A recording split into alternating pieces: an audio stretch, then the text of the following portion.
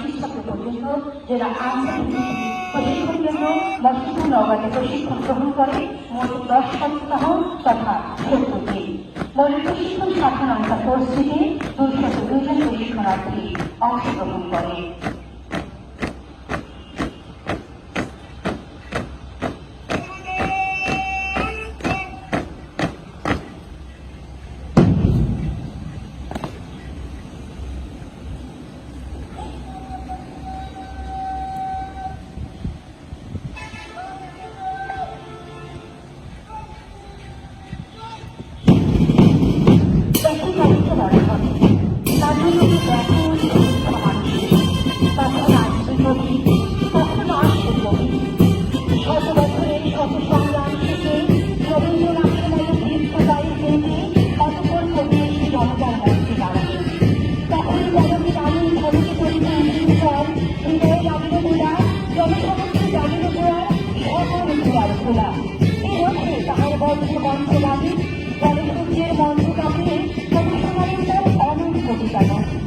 এবারের সংগ্রাম আমাদের মুক্তির সংগ্রাম, এবারের সংগ্রাম স্বাধীনতার সংগ্রাম।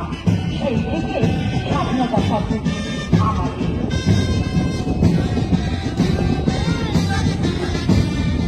সাইকেলার মোহাম্মদ মাহবুব হাসানের নেতৃত্বে 1 নম্বর কন্টিনজেন্ট